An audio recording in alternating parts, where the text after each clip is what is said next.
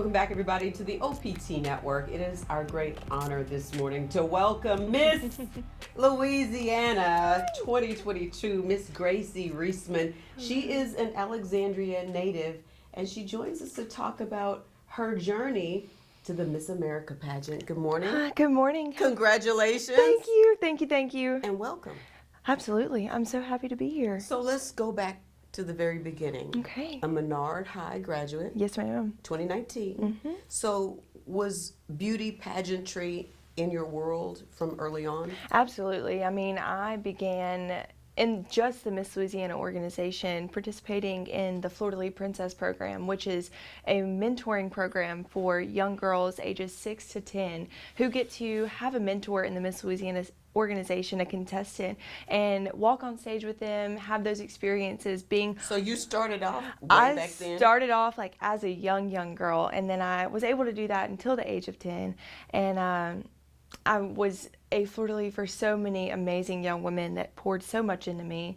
And then I started competing for Outstanding Teen at the age of 12, competed for 5 years all the way into my high school years at Menard, and captured the Miss Louisiana's Outstanding Teen title in 2018. Wow. So was it always the goal for you and your family that you would one day want to become Miss America? Absolutely. Absolutely? Yes. That was the goal? Yes, that was it. Miss America, Miss Louisiana first and foremost. I mean, my heart is in this state, and I wanted to serve in any capacity, and what better capacity than Miss Louisiana, advocating for so many issues and being, like I said, a role model for young girls across our state. And so Miss Louisiana was the end goal, and to know that we made it and we accomplished it is kind of it makes me a little emotional, because it's just like that next stepping stone that I knew that one day I would hope to achieve, and now to know that I've achieved it is just like I said, a dream come true. So let's go back to little girls, because you're obviously a beautiful young woman. Thank you. And was probably a very pretty little girl. And when you start talking about little girls at age 6 to 12 or Absolutely. so, you have that sort of mean girl syndrome that kind of bubbles up. Right. How did you deal with that and get past that? Was that an issue for you? Absolutely. I mean, I feel like any girl in today's society will have that issue, especially with the ongoing social media pressure that is put on our youth today. But honestly, how I handled it as a young girl, and it's something I didn't even realize until this year, until I was in my 20s, young adulthood, and something that I've incorporated into my platform of Think Twice, Be Nice, is really emphasizing to young girls and to young men across our state as well, it's so crucial to maintain a positive self-talk with yourself. I believe with my platform that the emotions that you are having with the words that you're speaking to yourself directly impacts your outward emotions, and that affects how you communicate, your relationships in your day-to-day life. So as you said, young girls that are developing have no idea who they are yet or what they stand for. But through my platform, that's one thing that I want to tell them, is that you have to self-reflect first. You have to know what you're passionate about and the image that you want to portray to not only the world, but on social media as well, because that image and how you speak to yourself is going to follow you for years to come. So you said it didn't really dawn on you about Mean Girls and where you were back then. Was there a seminal moment that makes you think, you know what, was I a mean girl? Were girls mean to me? You know, how did that dynamic play out? I never thought that I was a mean girl, because I had always... Did you reflect on it now? Never thought, but maybe you might have been? Absolutely, and I always have reflected. Self-reflection's a really huge thing for me, and has been since a young girl. I mean, we stand on stage and we can talk for hours on pageants, but there's always a video, there's always a picture. So self-reflecting has always been super important to me. So as a young girl, I never considered myself to be a mean girl, because I always put others before myself. I always emphasized someone else's emotions over my own. And so going into my platform, and like I said, I've realized it over this past year, is that it starts with yourself. And while I was pouring so much into other people's cups, their had to come a day where Gracie was just empty. And so knowing that I have to first and foremost fill myself with positive thoughts and positive dialect is something that I've able to communicate statewide to our young girls to kind of combat the mean girl aspect. And with Think Twice, Be Nice as well, it started out as an anti-bullying campaign focusing on how you're speaking to others, thinking twice and being nice. And then I was like, well, the problem is rooted with yourself first. So then I transitioned it to a internal dialogue. So my platform has taken so many twists and turns, but it's because I've been able to have those experiences as Miss Louisiana's Outstanding Teen and now as Miss Louisiana that there are so many lessons and so many people that you can reach with a wide variety of a message such as my platform. And so with so many pretty girls on the journey, does that bring reflection too about how you look at each other? And one of my favorite quotes is comparison being the thief of joy. Right. And with girls who are competing and have competed literally their whole lives, Right. it could be sort of daunting, and a mean streak Right. can come in, I would imagine. Absolutely. But I would have to say that's one of the beautiful things about the Miss Louisiana and the Miss America organization is this is truly a sisterhood. I'm in a sorority myself at Louisiana Tech, but this sisterhood is unlike any other. I mean, when it comes to that mean girl aspect that you think you would see in pageants, I mean, it is completely different than reality. And I wouldn't be Miss Louisiana today without the 29 other girls who did not walk away with this crown at the past competition, but have reached out to me every day, uplifting and encouraging me and making sure I'm standing true in what I'm passionate about. And so with the support of each of them, it kind of breaks the stereotype that you would find with pageant girls and with that mean girl aspect. Absolutely. And so with so much pressure, and you talked about social media and bullying, there is also a mental health component. Absolutely. And I can imagine that, and we're seeing it in women in athletics, where people are stepping back saying, you know what, we saw it with Simone Biles in the Olympics, it's just too overwhelming, it's just too much. How do you help your age group sort of deal with mental wellness in the midst of competing and in the midst of this big goal? Right. That, because I can't even imagine what it's like for a little girl. I think maybe we all probably wanted to be Miss America at some point. Right. But to do the work and to win pageant after pageant, and then you become Miss Louisiana, and now you're going to the ultimate little girl dream. How do you keep your mental wellness and your mental stability intact? So you touched on social media, and my kind of slogan with social media is all good things can be used in a bad way. So there are some really, really great outlets. All good things can be used in a bad way. Yes, ma'am. And so I think social media is a great thing, but a lot of people use it in a bad way to perceive these negative connotations of themselves. But then you find those people on Instagram who are, this is me, authentic and true, and I'm embracing it. And so that's encouraging for young girls across our state. But growing up in pageants, I mean, like I said, I had the strongest support system. And for young girls across our state who are wanting to compete in Miss Louisiana or in the Miss Louisiana or in any pageant across our state, it starts with you and the people you surround yourself with. You have to know who you are, and like I've mentioned, know what you're passionate about so that you can attract like others, and so you can attract a strong support system who will support you. And so I think in society today, like I said, I think social media is a great thing, but you have to use it in moderation, and you have to know your lasting media imprint that young girls for years to come is gonna see. And so as Miss Louisiana, it's been my main goal is to not only be the Miss Louisiana that I want to be, but also be the Miss Louisiana that I grew up looking up to. And so that's one of my main goals. How have you stayed so grounded? How, with everything coming at you and the bigness of the moments to come? Absolutely. How do you kind of stay grounded? Like I said, it's my support system. I have a great family. My siblings always know the right thing to say when I get too big of a head. They're like, all right, well, we changed your diaper when you were a kid, so don't get too ahead of yourself. And so I really dive deep into my family, into my support system. They know Gracie at a basic human level, and while that's what I'm trying to portray as Miss Louisiana, they know the real me, and so they know what I need and when I need it. And so really leaning into your support system is the number one tip I can give is Miss Louisiana when things get overwhelming. And so, like you said, you're put on this pedestal, and there could be really great things said about you, or there could be really, really bad things said about you, but you know who you are at the end of the day, and the people closest to you know that as well. And so as long as you're leaning into that and knowing that that's what you hold true to your heart and those people, then I feel like that's how I've been able to kind of just be the Miss Louisiana that I have been so far. Absolutely. We're going to take a break here, but when we come back, we'll talk about the road to the Miss America pageant and what you're looking forward to, the expectations, and how you keep it all intact. Yeah. Gracie Reichman is our guest this morning. She is Miss Louisiana 2022, and she is a native Alexandrian. Stay on point. We're back right after this.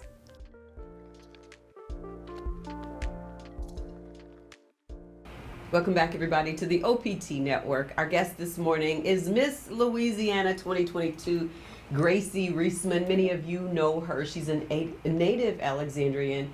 And we're talking about the road to Miss Louisiana and on to Miss America. I know. It's insane. When you think of that and you think of working your whole life for that, how do you, after everything clears and you're wearing the crown of Miss Louisiana, how do you process the next step? The next step is just a dream come true. I mean, I've said it once and I'll say it a million times. I just don't think I can accurately put into words how rewarding it's going to be being able to step on the Miss America stage. I used to say as Miss Louisiana's outstanding teen, and it still holds true today, that I feel like every stone in this Miss Louisiana crown that's on my head represents somebody that has poured into me and has allowed for me to be the Miss Louisiana that I am today. And so taking this with me, it doesn't go far from me on a day-to-day basis, and so that's something I hope to share at the Miss America stage, is truly who is Gracie behind the crown, but also what Gracie brings with her and the experiences and the amazing support system that she's had over the year is something that is one of my main goals competing at Miss America. Sure. And so your talent was clogging. Yes, ma'am. And clogging has great history in your family. Yes, ma'am. Tell us about clogging and how it's been handed down from generation to generation. Absolutely. So it's a very special talent. It's very unique in the state of Louisiana. You don't see it very often. It's more prominent in South Carolina and some more of the more northern states than Louisiana, but it's a generational thing. It's something that's been around in my mom's family for decades, and so I was. Is your mom a clogger too? She could, yes, ma'am. She learned when she was little. Now she's more of the critiquer, and she the coach. Yes, the coach, and so she's my talent consultant. So her official title. When did you start to love clogging, I guess?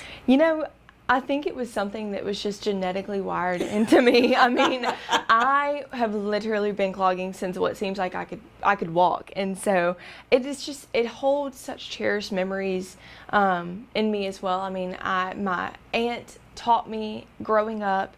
Now my oldest sister choreographs my routine, so it's like it truly is a family affair, and so I just couldn't be more thankful for their experiences and the family history that we have with clogging and it being poured into me. And being a preliminary talent winner at Miss Louisiana, that was for them. That was in no way a reflection of me, but a reflection of everything that they did for me, and the hours and hours spent on just working on one step or working on facials. I bet your legs are very strong from that, huh? You would think so, but I have to tell everyone when I compete that I will probably fall out when I get behind the curtain, but it's not because I'm hurt or anything. It's just it takes a lot out of you, and you get some adrenaline going. So, what was your family's story behind clogging? I mean, was there a story around why we started clogging?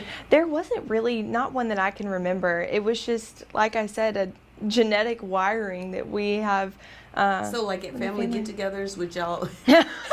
We wouldn't go that far. We wouldn't go that far. I mean, I clogged with my cousin he's close to age to me, so that was fun. I mean, growing up, that was something that taught us a lot of lessons, a lot of discipline. We had to be quiet when we were told to, but family functions, I mean, clogging was always a topic. Now, to get out the clogs and clog, we never really did that, but like I said, it was a very special family experience. So when is the Miss America pageant? It's in December. We don't have an official date yet, but we know that it'll probably be around the second week of December. So nice little Christmas present for people who want to come. Indeed. And so when you meet that moment, what do you think that's going to be like? I think it's going to be... Because you've been in that environment Right. already. Yes. But not in this capacity. In the environment, I think in the moment, stepping out probably, for me, I would see it happening, stepping out of the Miss America interview. Once I know that I have laid out my heart to those judges and telling them why I think Miss Louisiana, Gracie Reichman, should be the next Miss America, that's going to be the moment where I'm just overwhelmed with emotions. I mean, 21 years of life has worked up to being Miss Louisiana and going to Miss America. So definitely after interview, knowing that I've had one-on-one time with the judges to sit down and really have a conversation. It's an interview, but I think having a conversation with them on a basic human level is something that is really going to connect with them and show them that Miss Louisiana has never had a Miss America before, but I'm working hard and prepared to capture it. Yes. And so what will you say, not exactly, but in your heart, why do you think that you will be the best woman to be the next Miss America? In my heart, I feel like I have made a commitment, not only to myself, but like I said, my support system, to be the best, to take everything with the heaviest weight in my heart. I mean, like I said, I've had so many people pour into me, and none of that's taken lightly because it wouldn't have made me who I am today. And so having a commitment to myself and, like I said, my platform and holding true to who I am, but also a commitment to those people that their advice, their mentorship, and their love and prayers have not gone unnoticed and will be put to work as Miss Louisiana and hopefully Miss America. I think that that's my biggest thought in my heart, is just being a committed Miss Louisiana, not only to the job, but serving the state as well. And so as you serve the state, what have you been struck by? 64 parishes Right. in the state of Louisiana or somewhere thereabouts. What has captured you about your state? Because obviously you hadn't probably been to all 64 Right. or had planned to visit all 64 before becoming Miss Louisiana, Right. I wouldn't imagine. Yeah, no. But definitely stepping into this role, I mean, rounding out the third week into the fourth, the people that I've gotten to meet and the connections I've been able to make, my general consensus is I don't think we understand that Louisiana is such a community that has a servant heart. They are ready to work hard and they are ready to provide new opportunities, but we just have to go out there and make those connections and see what they're passionate about and how they plan on making those connections. So I feel as Miss Louisiana, that's been the most rewarding part, is seeing the community and how they are committed to bettering our state for years to come. Absolutely. And so, Gracie, we wanted to thank you for taking the time to sit and visit with us and to visit with people that knew you from high school, Yes. people who knew you growing up, and knew that this moment would somehow get here, and wish you all the best. Thank you. On your road to Miss America. And we hope that when you win, you'll come back and sit Absolutely. down and show us the beautiful crown, just like the Miss Louisiana crown, Yes, ma'am. and that you will stay rooted and grounded in your support system and really, really impact girls and boys. And you speak to possibility. Absolutely. You know, if it can happen for somebody in Alexandria, then it could probably happen for anywhere. Young girl. Absolutely. And so what's your message before we leave to young girls who are really looking at you saying, wow, Gracie did it, maybe I can too? Yeah, I mean, you just have to take that leap. I mean, it is a leap that is scary. You have no idea what's on the other side, but like you said, if a girl from Alexandria living in Colfax can become Miss Louisiana, then anyone can. And you really just have to dive deep into other people and see what they're passionate about and really what makes them so that you can develop your own self. So take that dive, sign up for those organizations that you're scared to sign up for, or sign up for a preliminary for Miss America or in the organization. I mean, I started at a young age, and you can too, and it's not required to start that young, but I would fully accredit being the Miss Louisiana that I am today with that. So my message is just take that jump. No matter how scary it is, no matter how steep it is, it's always rewarding. And those scholarships are going to be immense, aren't they? Yes, absolutely. I mean, just becoming Miss Louisiana, I won over $12,000 in scholarships, but calculating it, starting competing at the age of 12, I've won over $72,000 Wow. to higher education. So wow, amazing. it's amazing. And so you do want to be a kinesiologist? So I am in kinesiology. I want to be a physical therapist one day. therapist. Yes, ma'am. It's a doctorate degree, and like we were talking earlier, I've had 2 major knee surgeries and went through what seems like years of physical therapy. But my physical therapist at Louisiana Physical Therapy in Pineville, actually, they were not only just there for me physically, but emotionally as well. I mean, getting back to the sports that I love and being able to clog, they had a huge hand in that. And so that's the impact I want to make as a physical therapist one day. Indeed. Yes, ma'am. Well, the best of luck to you, and Thank again, you. thank you for taking the time. Absolutely. Thank you for Indeed. having me. Gracie Reichman, she is Miss Louisiana 2022, and she's headed straight toward the Miss America pageant. We'll be sure to tune in and watch her. Stay on point. We're back right after this.